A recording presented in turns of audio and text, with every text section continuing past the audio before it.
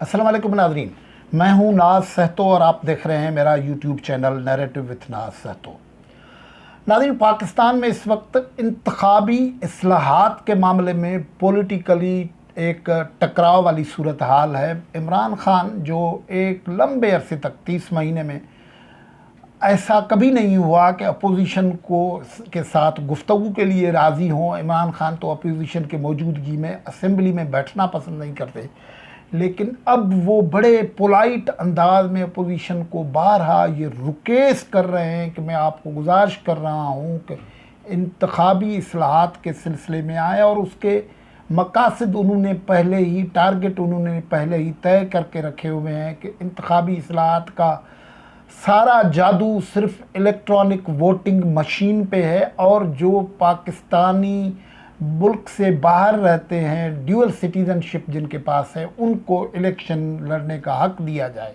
ये दो बड़े नुक्ते हैं जो इमरान खान को मजबूर कर रहे हैं कि अपोजिशन से बात करे और उनको इंतखाबी इस्लाहात के सिलसिले में राज़ी करे। लेकिन अपोजिशन ने बिल्कुल ही रिफ्यूज़ कर दिया है कि आपसे तो बात नहीं होगी, आपके पास कोई अगर तजवीज़ है तो आप इलेक्शन कमीशन के पास जाएं, वो सब पार्टियों से कांटेक्ट करें। इस पे इमरान खान को बहुत बड़ी परेशानी है।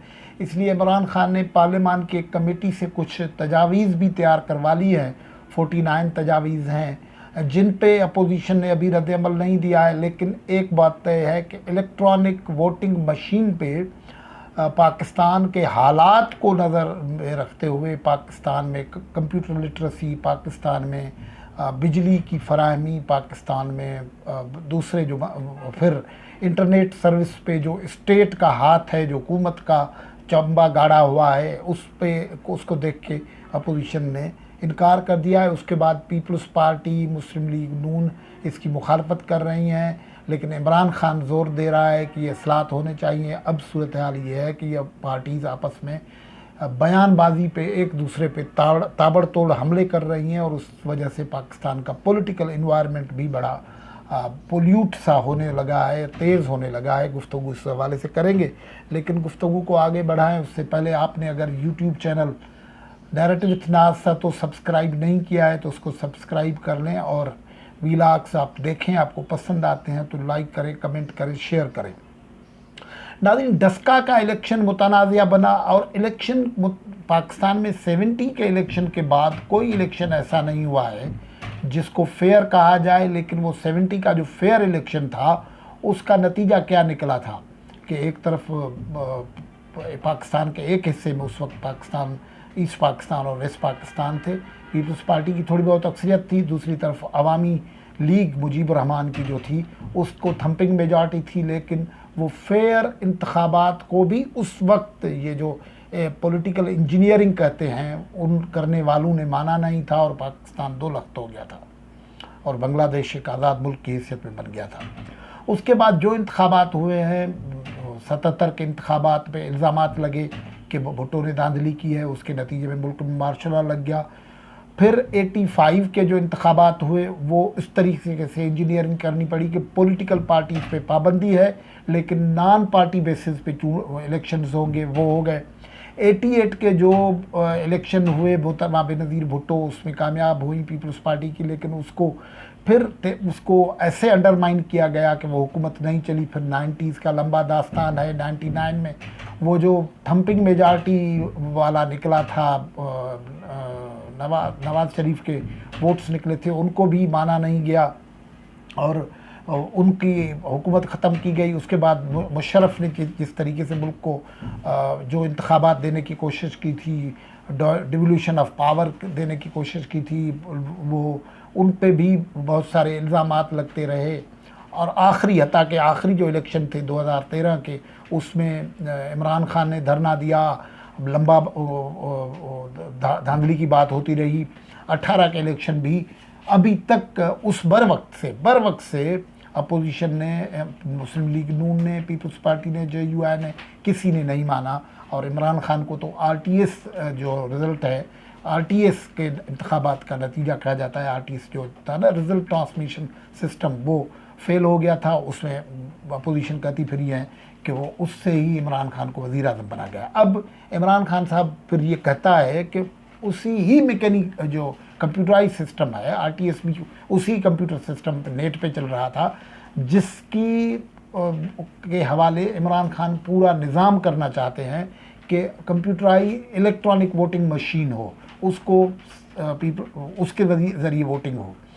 दुनिया में कई जगहों पे इसके तजर्बे हुए हैं, लेकिन वहाँ बहुत सारे कई ममालिक में ये तजर्बे फेल गए हैं। नीदरलैंड में 2006 में ये इलेक्ट्रॉनिक वोटिंग मशीन को इस्तेमाल किया गया था, लेकिन उसके बाद उसके ख़िलाफ़ बड़ा प्रोटेस्ट हुआ, एहतजाज हुआ, और उसके बाद ये स्लोगन भी आया कि we will not vote for computers, ये स्लोगन आया था, तो उसके बाद ये ख़त्म हो गया। ख़ुद पाकिस्तान में जब फ़खरुद्दीन जी इब्राहिम साहब इलेक्शन कमीशन के चेयरमैन थे, तो उन्होंने एक पायलट प्रोजेक्ट चलाया था और इलेक्ट्रॉनिक वोटिंग मशीन के सिलसिले में मॉडल के तौर पर कुछ तजर्बे किए थे, लेकिन वो फेल हुए थे, और उसमें कई सिक्योरिटी कंसर्न्स ज़ाहिर हुए थे, जो हमें पता है, जो एक उस पर एक स्टडी भी आई थी, एक रिपोर्ट भी आई थी, जो शेयर भी हुई थी इलेक्शन कमीशन की तरफ से, गालिबन रिकॉर्ड पे भी मौजूद होगी कहीं।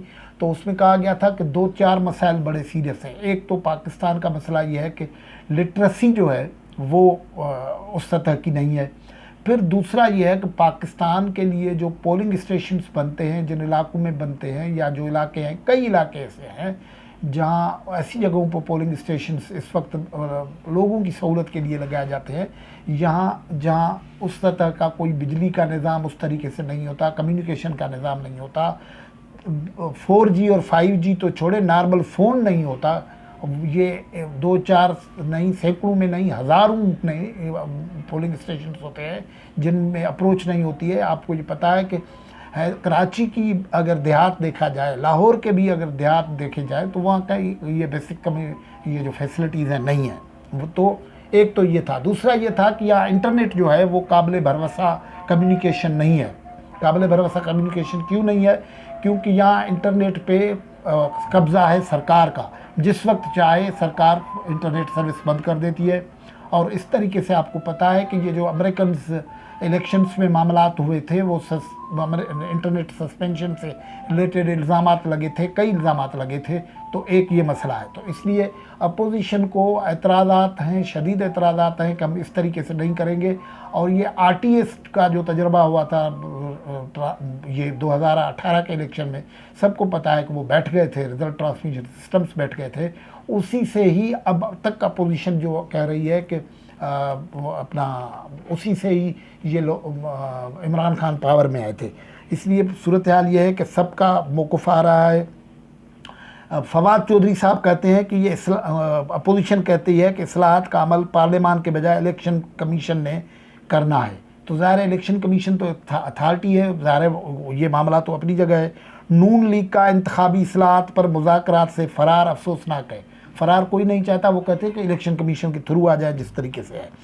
फिर इस दरमियान में जो गड़बड़ हो रही है कि अपना जो मरियम नवाज़ है, उन्होंने तो कहा है कि भाई आप तो आरटीएस के नतीजे में पावर में आता 2018 के वोट चोर इंतखाबी इस्लाहात की बात कर रहे हैं, किसको बेवकूफ़ बना रहे हैं। ये मरियम नवाज़ ने कहा। नौजवानों को लैपटॉप देने पर तनकीद करने वाले ई वोटिंग की बात कर रहे हैं, शर्म आनी चाहिए। ये भी मरियम ने कहा। 18 में आरटीएस बिठाने की साजिश से बरसर इक़्तिदार आने वाले इंतखाबी इस्लाहात की बात कर रहे हैं। 8 साल खैबर पख्तूनख्वा के हुकूमती निज़ाम को तबाह करने वाले निज़ाम की समझ और दिलचस्पी की बात कर रहे हैं। 3 साल इलेक्शन मुआशी इस्लाहात पर सियासी इंतकाम को तरजीह देने वाले अब मुज़ाकरात की बात कर रहे हैं। 2018 में आरटीएस बिठाने की साजिश से इक़्तिदार में आने वाले इंतखाबी इस्लाहात की बात कर रहे हैं। ये तो उसको तो रद्द किया। दूसरा जो मामला है जो बड़ा कंटेंशियस है, जो बड़ा तकरारी है, मुतनाज़ा है, वो है इमरान खान का वो नैरेटिव को कि जो पाकिस्तान से लोग बाहर रहते हैं उनको भी मुल्क में इंतखाब लड़ने का हक़ दिया जाए। इस पर सबसे बड़ी पार्टी जो आवाज़ उठा रही है वो इमरान खान की पार्टी है, क्योंकि आपको पता है इमरान खान का फॉरेन फंडिंग का एक केस भी चल रहा है, वहाँ से उसके बड़े इनकम सोर्स है। दूसरे ये है कि इमरान खान के कई दोस्त हैं जिनको इमरान खान पावर में देखना चाहता है, लेकिन वो दोहरी शरीयत वाला कानून जो है उनके आड़े आ जाता है, तो इस तरीके से लाना चाहते हैं। लेकिन जो मुखालिफिन हैं वो कहते हैं कि भाई इस तरीके से जो बाहर ड्यूल सिटीजनशिप वाले लोग हैं वो तो किसी और मुल्क से भी वफ़ादारी का हलफ उठाते हैं, तो पाकिस्तान के साथ कैसे वफ़ादार रह सकते हैं। इमरान खान कहते हैं कि यही लोग हैं जो फॉरेन एक्सचेंज में पैसे देते हैं और पाकिस्तान को मुश्किल वक्त में काम आते हैं। ये बात भी दुरुस्त है, लेकिन दूसरे मसाइल जो आ रहे हैं वो भी अपनी जगह है। तो इस जो अब सूरत हाल है, एक बहुत बड़ा पॉलिटिकल कन्फ्लिक्ट होने जा रहा है, और ये इस मामले पे बड़ा सीरियस कन्फ्लिक्ट होगा। देखते हैं कि ये पार्लियामेंट इस मामले को हल कर सकती है, वोटिंग इसी तरीके से रहेगी तो ये सवालात तो रहेंगे, धांधली के इल्ज़ामात वगैरह तो रहेंगे, लेकिन क्या रास्ता निकाला जाता है ये अगले दिन में देखा जाएगा। गुफ्तगू से इजाज़त, अल्लाह हाफ़िज़।